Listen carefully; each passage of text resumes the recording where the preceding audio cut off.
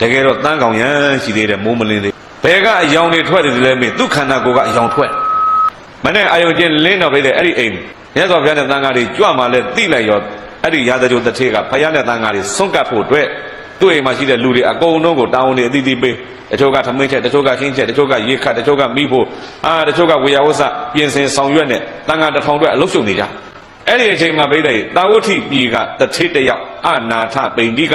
အနာတပိန်တထေလို့ခေါ်တာပေါ့သူကအဲ့ဒီအိမ်မှာကုံရုံးကုံဝင်နဲ့ရောက်လာတာနာတပိန်တထေကရောက်လာတော့ခါတိုင်းနာတပိန်တထေရောက်ပြီဆိုကြိုးစိုးနေကြ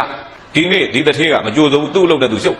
သူ့အိမ်မှာလည်းလူတွေအကုန်လုံးအလုပ်တွေရှုပ်နေလိုက်တာသူသမီးသူသားတယောက်ယောက်ပြန်မင်္ဂလာဆောင်ရှိတယ်သလားဒါမှမဟုတ်လည်းမနဲ့ပြန်ဗိမိတာတာမင်းများဒီအိမ်ကြွလာမှာမို့လားဒီလောက်ကြီးပြင်ဆင်လုပ်ကြနေရတာက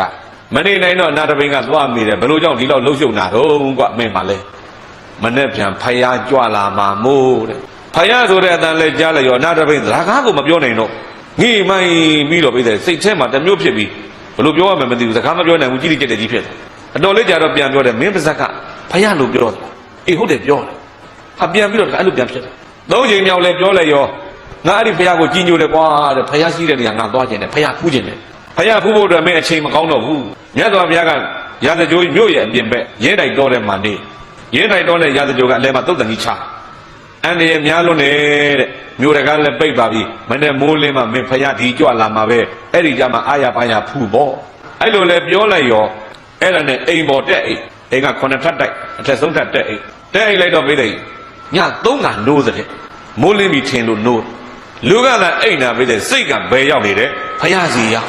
အိမ်မက်တဲ့လေဖယားနဲ့တွေ့ပြီးတော့ကြီးညိုစိတ်တွေတဖွာဖွာဖြစ်နေဖြစ်နေမှာပေါ့အဲ့ဒါတွေ့ရမယ်ဆိုပြီးမိုးလင်းပြီသွားမယ်ဆိုနိုးလိုက်ရင်ကြည့်လိုက်ရင်ဟာမဟုတ်သေးဘူးမလင်းသေးသုံးချိန်မြောက်နိုးတဲ့အခါကြည့်လိုက်တော့ပြိသိတခန်းလုံးကြီးကအလင်းရောင်တွေဖြစ်